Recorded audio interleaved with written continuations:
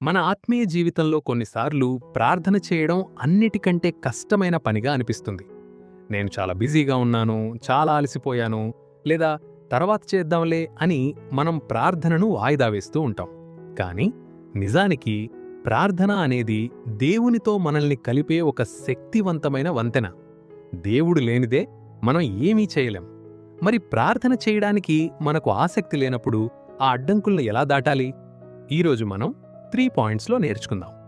మొదటిది, అపవాది యొక్క కుతంత్రాలను గుర్తుంచు. ఎఫెసీయులకు 6:12 ప్రకారం మనం పోరాడుతున్నది మనుష్యులతో కాదు, ఆకాశమండలమందున్న దురాత్మల సమూహాలతో.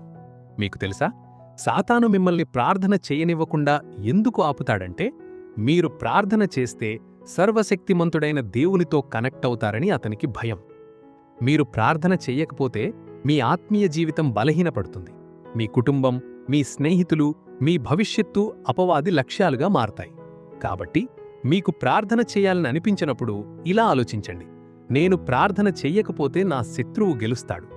మీ ఆత్మీయ కళ్ళు తెరిచి చూడండి, అక్కడొక యుద్ధం జరుగుతోంది. ఆ యుద్ధంలో గెలవాలంటే ప్రార్థన ఒక్కటే మార్గం. రెండవది, మీకున్న అవసరాన్ని గుర్తించండి.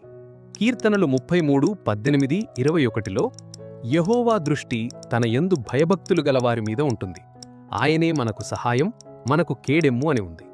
మన ఉన్న ఈ లోకం ద్వేషం, స్వార్థం మరియు కష్టాలతో నిండి ఉంది.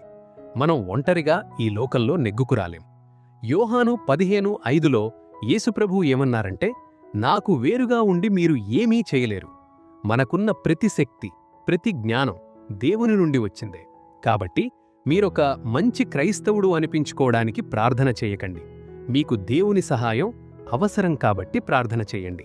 మీ రక్షణ కోసం, మీ నడిపింపు కోసం దేవుని మీద ఆధారపడటం నేర్చుకోండి. మూడవది, దేవుని హృదయాన్ని అర్థం చేసుకోండి. మత్తయి 11:28-29లో యేసుప్రభువు ఇలా పిలుస్తున్నారు: ప్రయాసపడి భారం మోసుచున్న సమస్త జనులారా, నా యొద్దకు రండి, నేను మీకు విశ్రాంతినిస్తాను.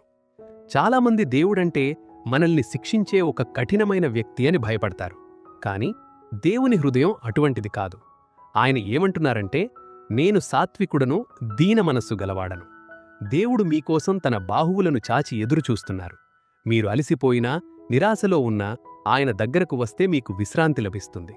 ప్రార్థన అంటే దేవుడికేదో లిస్టివ్వడం కాదు, మిమ్మల్ని అమితంగా ప్రేమించే మీ తండ్రితో సమయం గడపడం.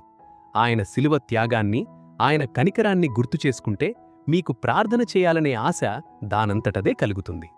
సో, ఈ రోజు నుండి మీకు ప్రార్థన చేయాలని అనిపించినప్పుడు ఈ 3 విషయాలను గుర్తుంచుకోండి. మీ శత్రువును గమనించండి, మీ అవసరాన్ని గుర్తించండి, మరియు దేవుని ప్రేమను తలపోసుకోండి.